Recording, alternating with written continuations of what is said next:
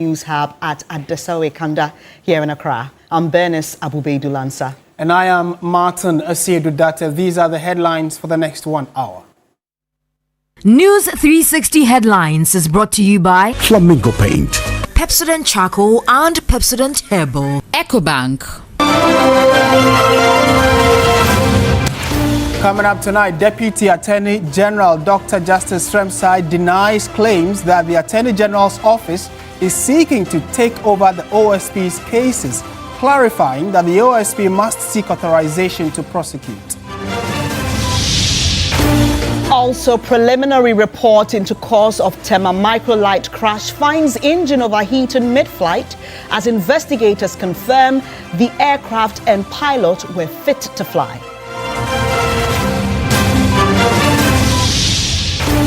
Later in the bulletin, coalition of traders and freight forwarders call off boycott of ports after agreement with government over concerns about new publican AI system.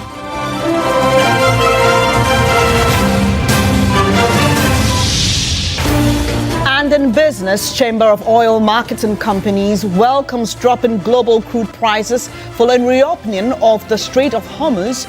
They, however, cautioning impact will not be immediate at the pumps. And on the international front, more than 120,000 people attend an open-air mass led by Pope Leo XIV in Cameroon.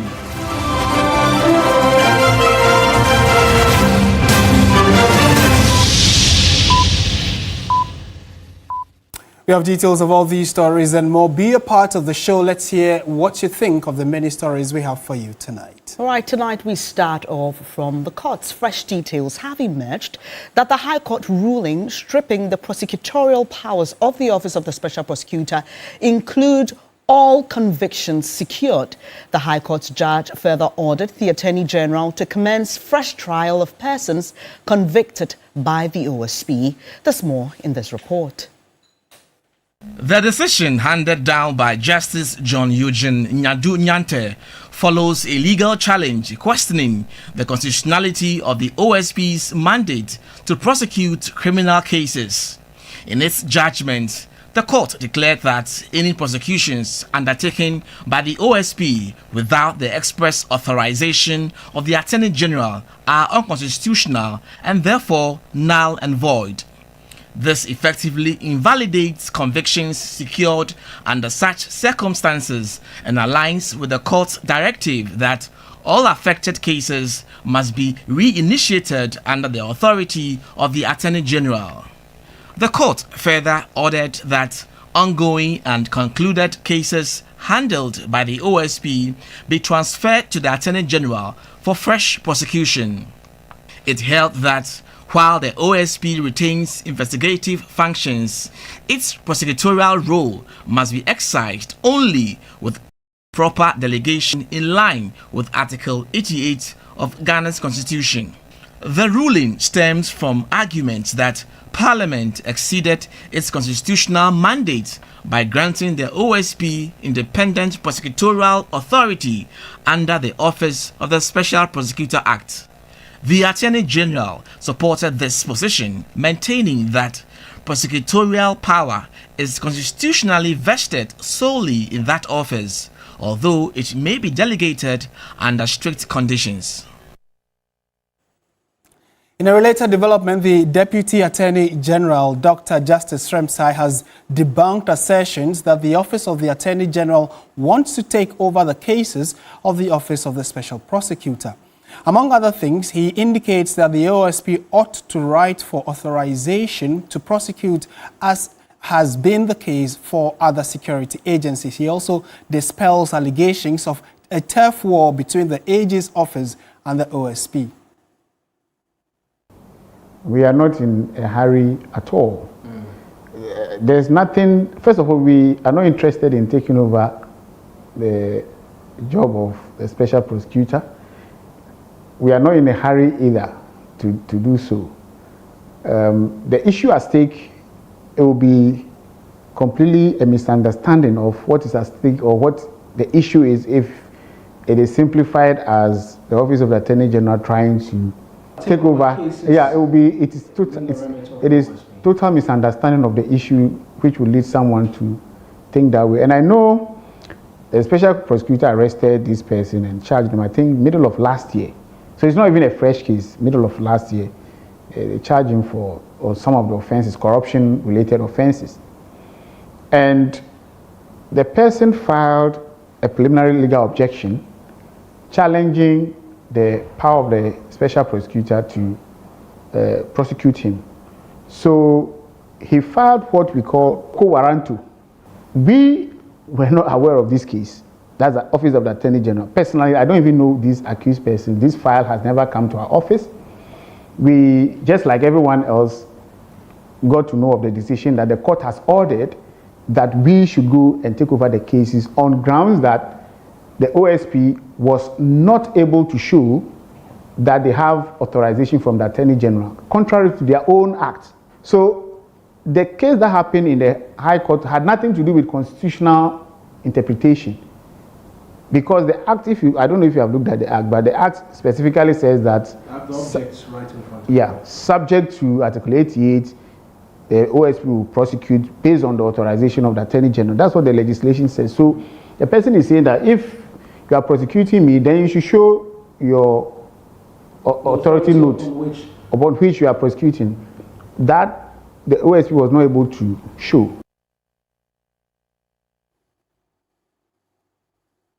So a lot of conversations are ongoing as to what the ruling and the specifics of the ruling are throwing up. So one portion of that ruling given by the High Court judge is that the Attorney General now must take over all cases that the Office of the Special Prosecutor is currently working on. Also, all cases that have already been tried and, with convictions or not by the Attorney General, by the OSP, also need to be redone or retried. All those cases need to be retried again by the Attorney General's department. So let's look at what exactly the OSP has been doing over the last few years and what the new High Court order means. Currently, as we speak, the OSP has been handling over 100 plus cases, some of them currently under active investigation. Again, 33 persons are facing trial out of the over 100 cases which the OSP is actively investigating, and 78 of those cases are criminal charges that have been filed in the Oforiatta and others case. The case breakdown are as follows. So, ongoing criminal proceedings, 8 of them are on the desk of the OSP. Persons who are currently standing trial, 33 in number, and then civil proceedings, as of now, is currently standing at 10. All of these are supposed to be taken over by the Attorney General. Again, the ongoing investigations under the office of that OSP is 79 in total. And then other cases, there are several other cases that are also being investigated. And if you sum all of that up, it is 161. And people have been asking, so what exactly has the OSP done since taking office? Well, 7 specific convictions have been secured by the OSP. So it tells you that at least that can be said to pass as a success for the OSP. 7 cases, or 7 of the cases is taken to court. He has been able to get convictions on that. So these are the specific in terms of numbers that the OSP has been handling over the last few years. But based on the High Court ruling, the Attorney General's office is supposed to take over all these cases. And if the OSP needs to prosecute any other case going forward, he needs to seek permission or the blessing of the Attorney General. A lot of these conversations will continue and we'll keep you posted as they do come up. Right, Martin. Let's focus on other stories now. A preliminary report on the Tema microlite aircraft crash reveals that the engine of the Accra-bound aircraft was overheated at a point in the journey, and the plane and its pilot were fit to fly prior to the incident. The report, however, does not point to the exact cause of the incident, but investigators say they are awaiting the autopsy report of the victims for their final report, expected to be released on May 29, 2026. George Queening has more. The Acting Commissioner of the Aircraft Accident and Incident Investigation and Prevention Bureau, John M. Wumboti, instituted an investigation team comprising 5 investigators and 3 observers to look into the cause of the March 16 incident. The state of manufacture of the aircraft, Italy, also appointed an accredited representative and an advisor to participate in the investigation. After a month, the preliminary report has been made public in accordance with the International Civil Aviation Organization, ICAO. It is our mandate, and we are mandated to come to the public and to Ghanaians and tell them how far we've gone with investigation. We conduct investigation primarily not to apportion blame, not for any criminal liability, but with the sole objective to correct and prevent future occurrence. Per the preliminary report, the pilot held a commercial pilot license, which is set to expire on January 31, 2029. Captain Frank Donko also held a valid Class 1 medical certificate, having taken his last GCAA medical examination on February 3, 2026. Shortly after takeoff, the pilot contacted air traffic control, that's air traffic control at Ho, and requested clearance to land back at Ho Airport for technical reasons. The pilot reported after landing that he had experienced engine overheating and proceeded to conduct a visual inspection of the aircraft with particular attention to the engine coolant. The pilot indicated that the coolant reservoir level was satisfactory and no further defect was identified during this inspection. The total flight hours of the microlite aircraft are not readily available to investigators. Accra radar captured the aircraft from 60 to 10 nautical miles from Accra, where the accident occurred, flying at different altitudes between 3,400 feet and 100 feet. The aircraft was seen in an attempt to signal to school children playing at the Oninku Park to vacate the park to enable them to make an emergency landing. During a subsequent attempt at landing, the aircraft was observed in a left bank attitude shortly before it lost control and impacted the ground within the premises of the TMA daycare school in Community 1, Tema. Currently, investigators are awaiting the autopsy report of the victims to aid in completing the final report. Meanwhile, the Aircraft Accident and Incident Investigation and Prevention Bureau AIB Ghana says the team will continue to work diligently to release the final report promptly. The final report is expected on May 29, 2026. In that report, the investigation will then issue safety recommendations in a view to preventing future occurrences. George Queenan, TV3 News, AIB Ghana, Accra. In more news this evening, the Ghana Union of Traders Association, GUTA, in collaboration with several freight forwarding and business advocacy groups, has officially suspended the boycott of port activities.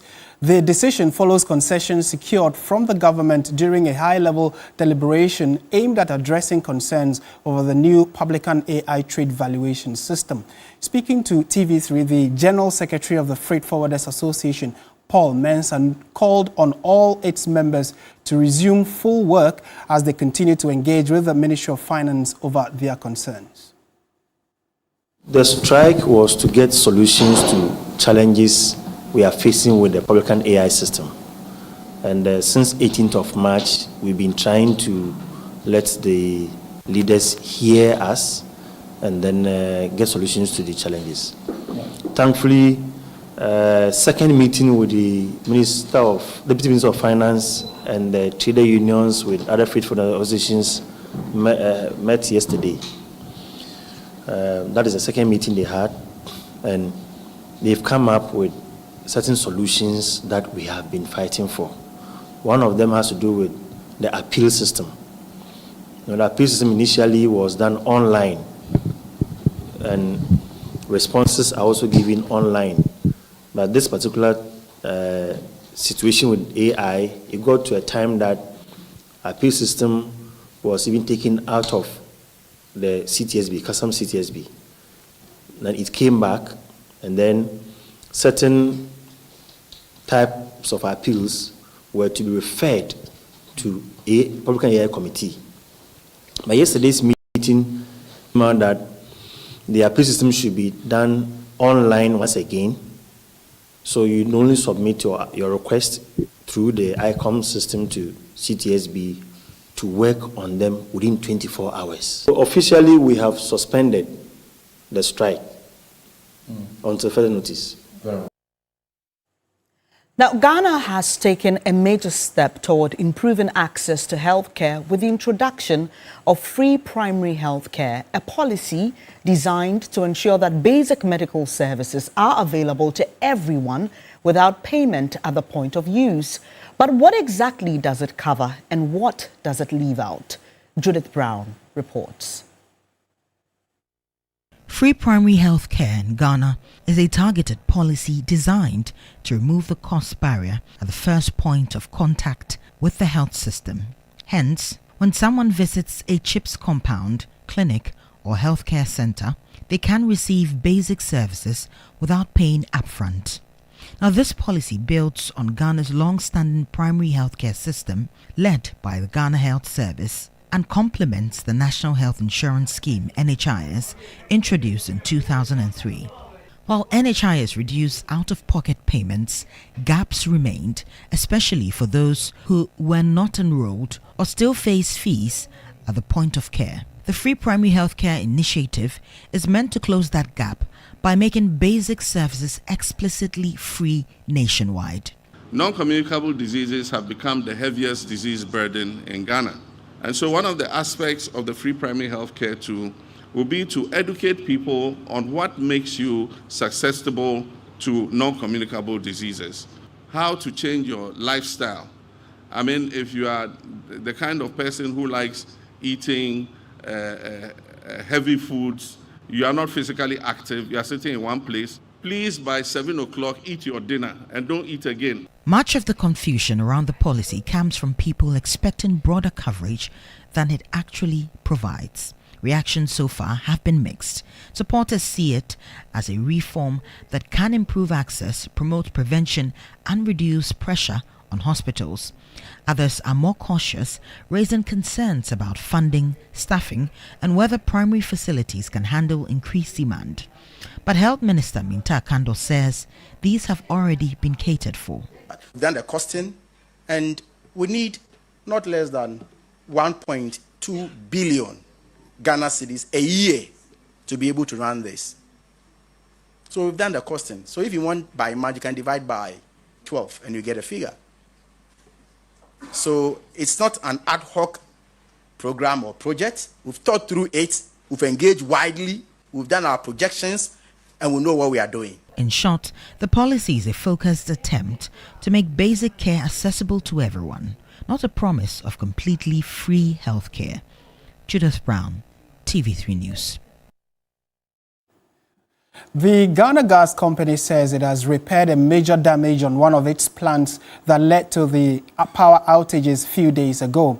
Gas supply to thermal plants was disrupted and led to intermittent electricity supply challenges in parts of the country due to failure of a critical plant. But authorities say that the automated system that developed the fault has been replaced with a manual one for operations, while efforts are underway to install the automated one. The technical team of the company, together with management, did a risk assessment on the alternative route on the plant, which was successful. So even before this release came on, the plant was on. But we just wanted to get optimization before we can inform the general public. So as at 8 p.m. on the 15th, the plant came back on stream, and since it's been producing, and as we speak, we are doing 115 SCAF to the power plant.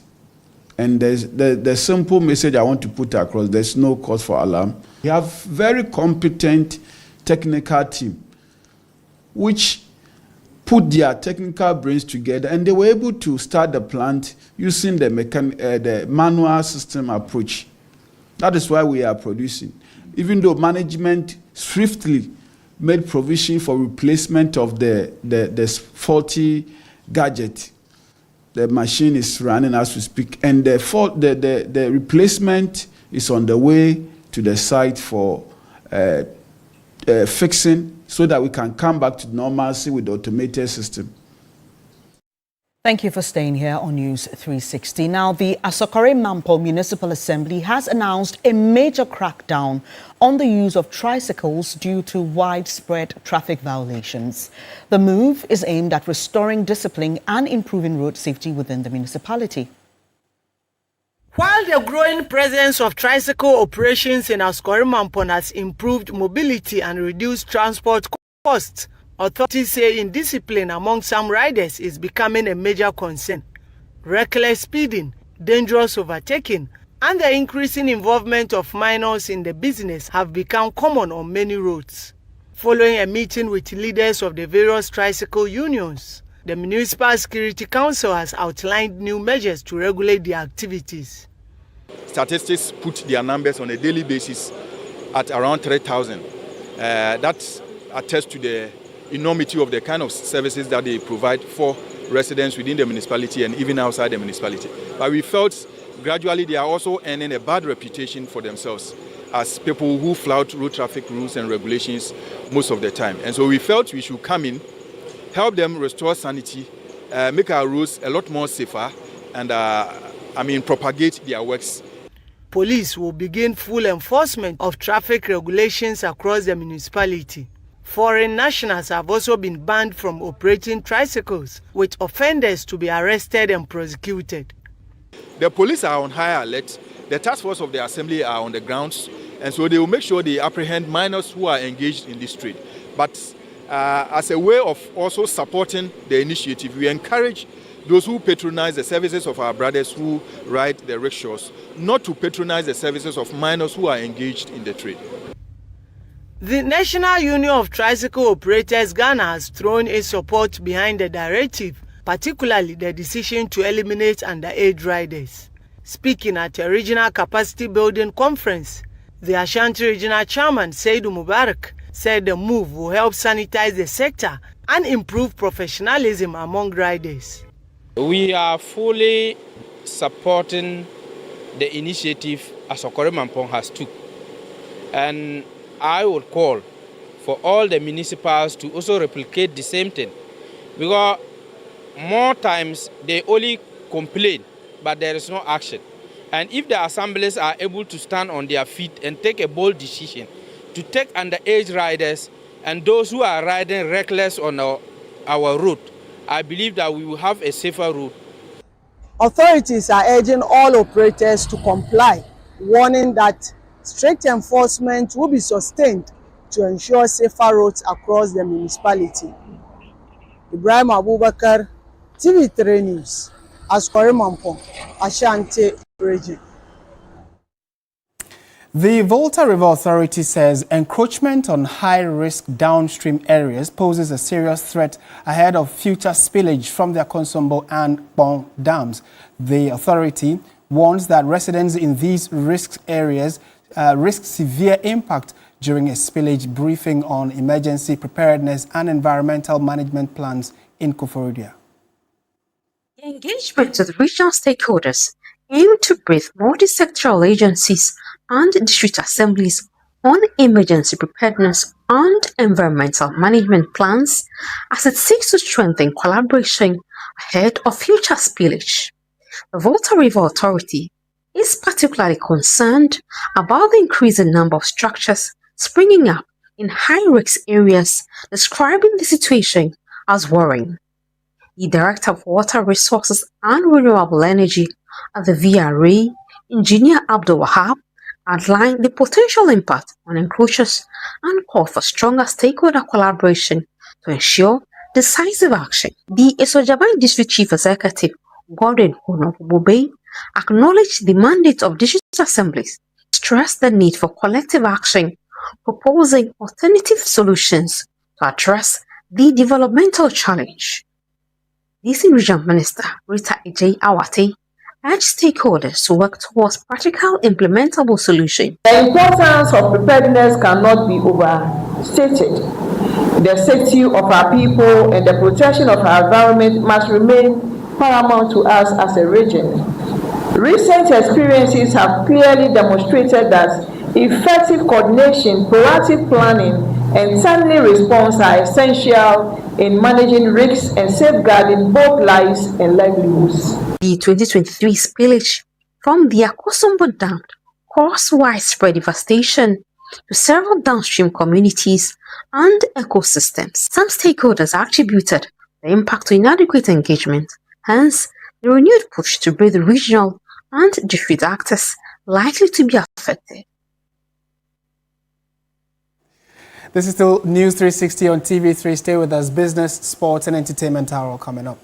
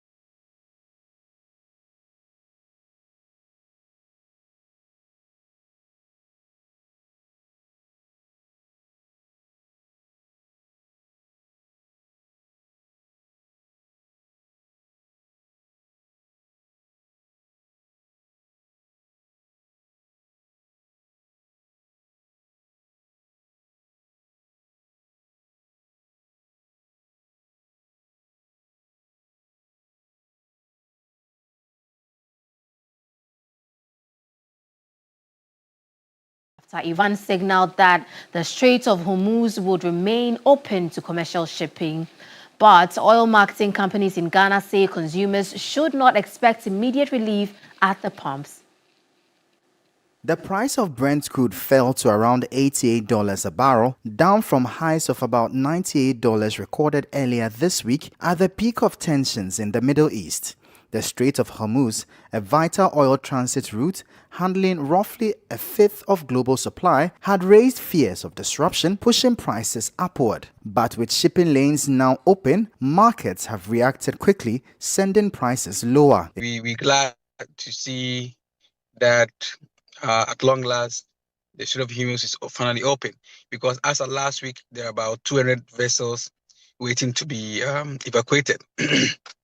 And as we speak now, there are even empty vessels that are trying to also find their way to the Middle East to load fuel. In Ghana, fuel prices are not adjusted instantly in response to global movements. The Chamber of Oil Marketing Companies says existing stock bought at higher prices, along with exchange rate pressures and taxes, will delay any reduction. If we foresee that there are a huge number of vessels that have come and priced with these new prices, we believe that probably we can take a look at it.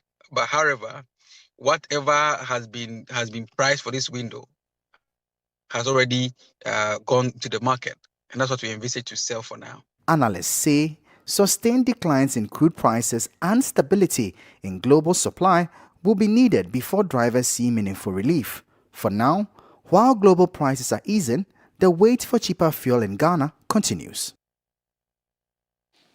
Away from that, for 30 years, MTN Ghana has positioned itself as a key driver of Ghana's digital economy, connecting millions, enabling mobile banking and supporting businesses across sectors. What began as a basic telecom service has evolved into a digital ecosystem with products spanning mobile money, broadband services, and enterprise solutions. Chief Executive Officer Stephen Blewett acknowledged there has been some challenges in recent years, but emphasized the company's commitment to long-term solutions. He noted that while MTN Ghana has made significant strides over the past 3 decades, building one of the country's most extensive telecom networks and connecting millions of Ghanaians, there is still more work to be done. We accept and agree with what the Chamber is doing, that there needs to be more consequence management. You can't just cut fibre if you feel like there's fibre, I'll just cut it. It has impact. What's important for us around our 30 years is that MTN Ghana is a Ghanaian company. Ghanaians love this brand and they support us over the last 30 years. We take that very seriously. We have a responsibility as a company, as a Ghanaian company, to give back to the people we work with, give them the best quality service, and ensure that they're happy with us. He revealed that MTN is preparing to inject $1 billion into its Ghana operations aimed at strengthening network infrastructure, improving service delivery, and ensuring a more stable and reliable connection nationwide. It's a brave decision to invest $1 billion, given the macros we see around even our own country, but the geopolitical things. A lot of people are pulling back on investment. So it shows as a company our confidence in Ghana as a country. So we spent $1 billion in 5 years. Now we're doing $1 billion in 3 years. So to your question about where do we spend that money? Well, there's a few things. One, there has to be a lot of money spent on IT infrastructure. You know, cybersecurity is becoming a massive issue. In more news tonight, GCB Bank has held its 32nd annual general meeting at the University of Professional Studies, Accra. Management says it remains confident in the bank's outlook, pledging to build on current gains and deliver consistent value in the years ahead. GCB Bank has reaffirmed its position as Ghana's leading financial institution as it wrapped up its 32nd annual general meeting in Accra.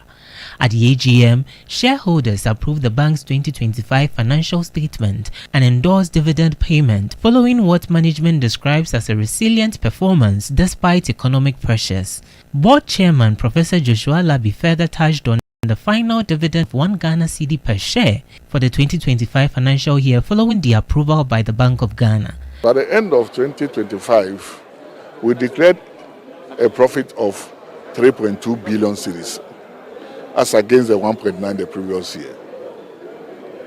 And the share price also increased from 6 to 20. So with this, we believe that we are in a position to declare dividends. So we had discussions with the Bank of Ghana, and they also saw it. And they agreed that we should pay 265 million cedis, which comes to 1 cedi per share. Professor Joshua Labi also outlined ongoing efforts to strengthen the bank as it plans to reposition itself as a cross-border financial institution.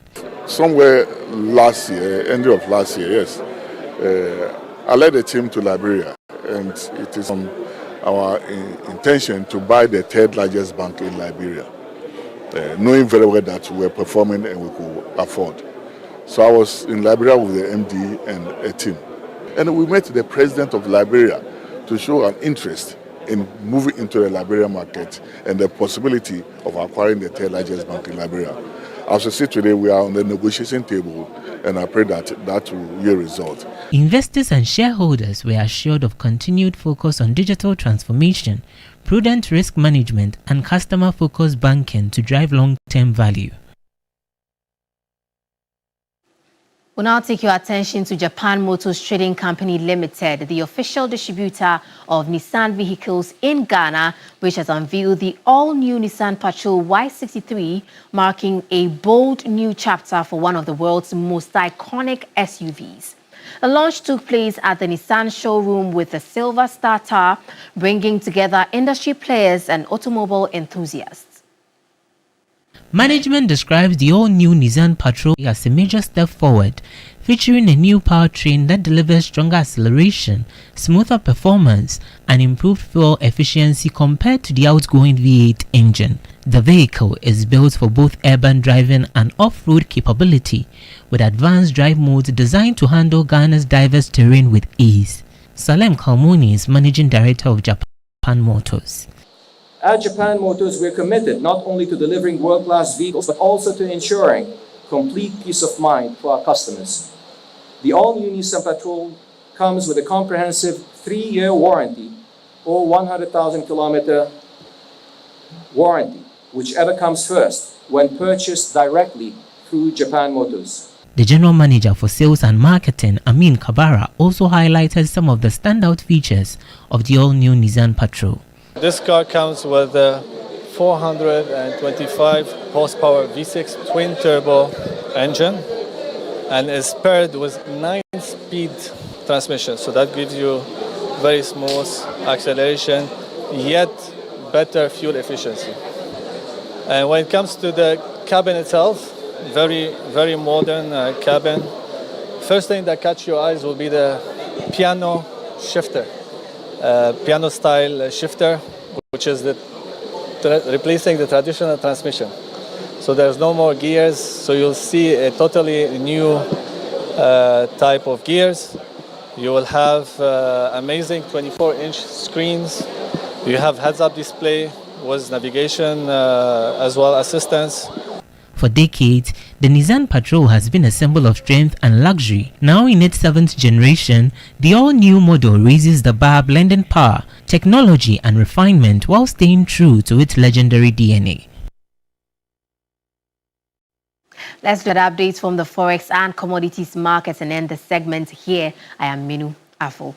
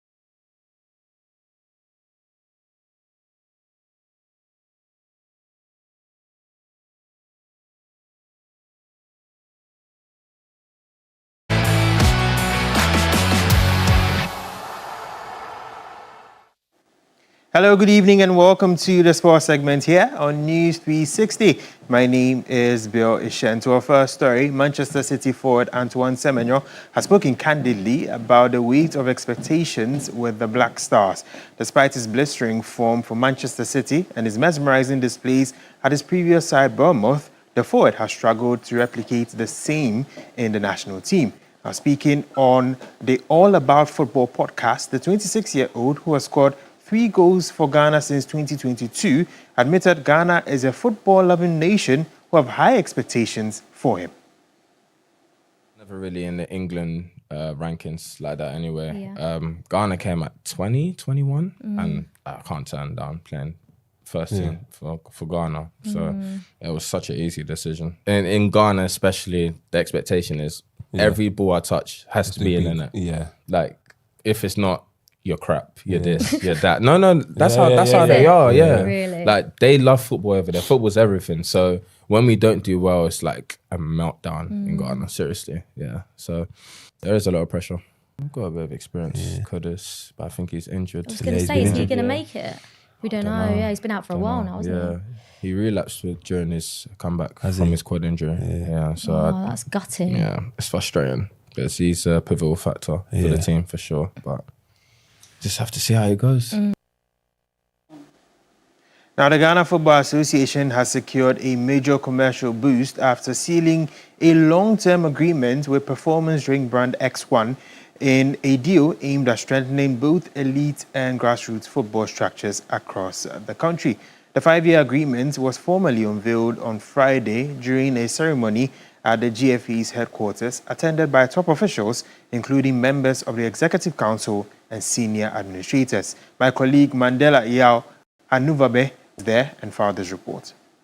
The deal, unveiled in Accra at the FA headquarters, names X1 as the official performance partner of the Black Stars, Division 1 League, Super Cup, and the GFA.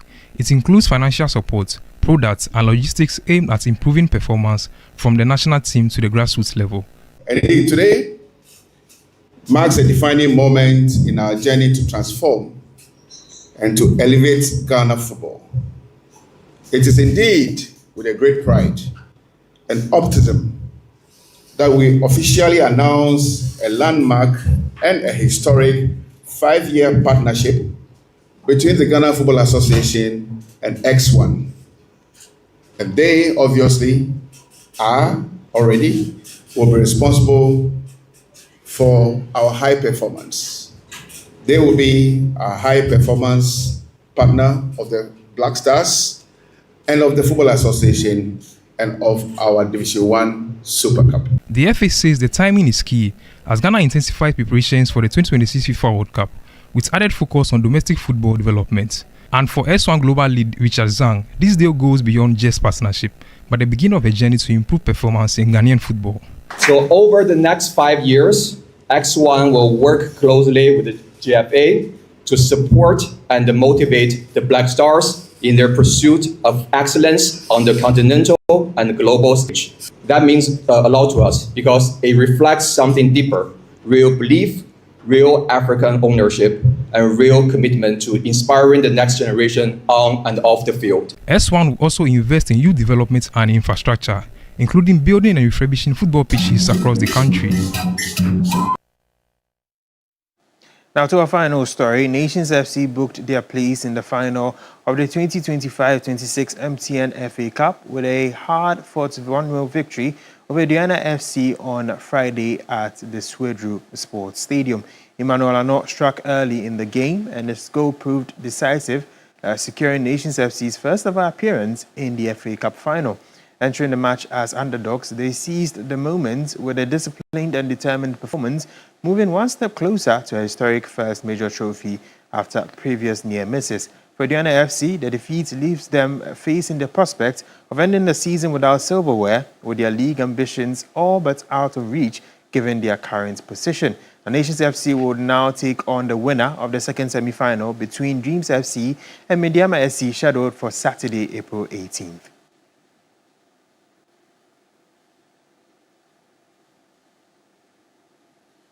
And so, as we mentioned earlier, Nations FC defeated Diana FC by a 1-0 earlier today. And then tomorrow, Same at the Swedru Sports Stadium. Dreams FC will be playing against the Mediama SC. Both teams have won the MTN FA Cup before.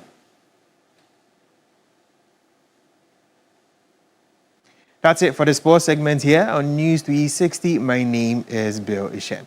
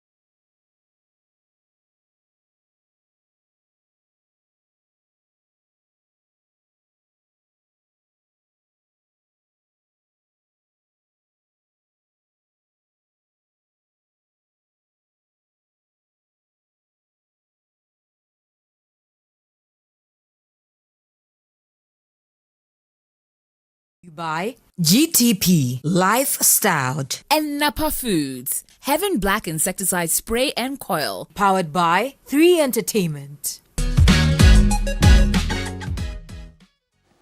Well, good evening and welcome to the entertainment news segment here on News 360. My name is Noella Donko. Now, as anticipation builds towards the 27th Telecel Ghana Music Awards on May 9, 2026, debate around highly competitive album EP of the year category is intensifying. Now, industry giants are already split, with renowned producer Kewa backing Stonebwoy's Torture as his top pick. Interestingly, fellow producer Jam Master J also leans towards Black Sherif's Iron Boy album.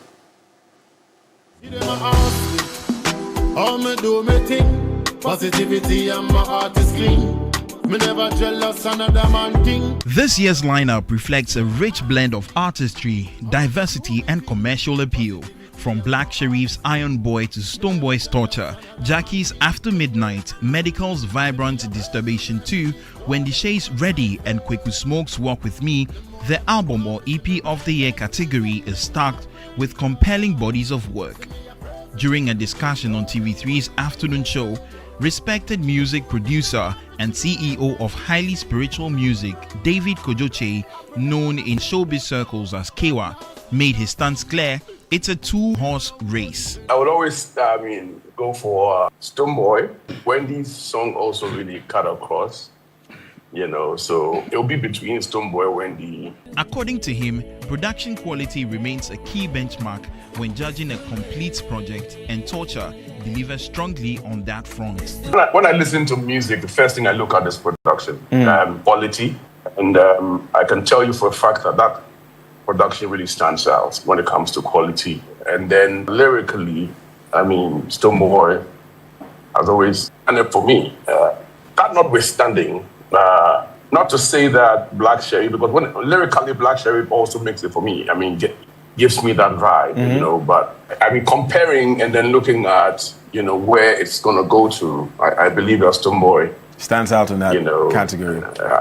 Yes, that's. However, celebrated producer Jan Master J offered a different perspective, shifting the conversation beyond just artistry to strategy.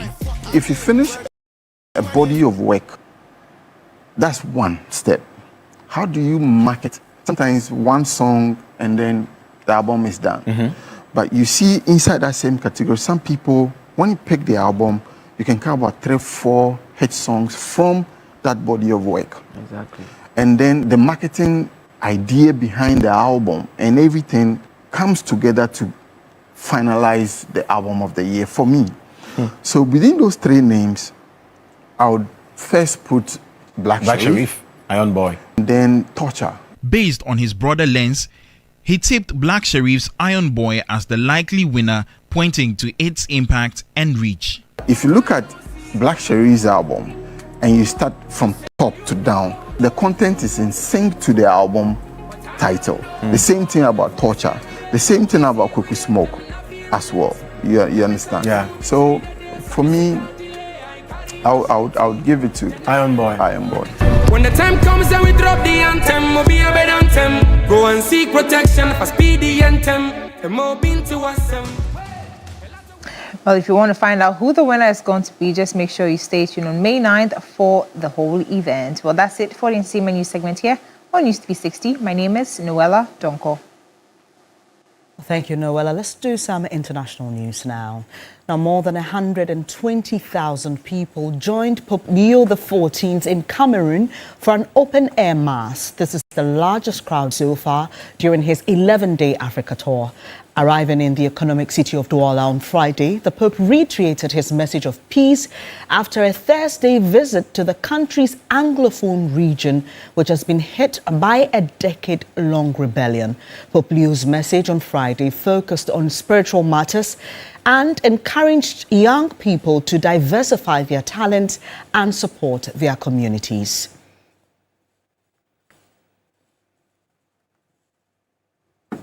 And that's it for our package this evening. Thank you so much for watching. My name is Martin Asiedu Dati. And I'm Bernice Abubedu Lanza. Have a good evening.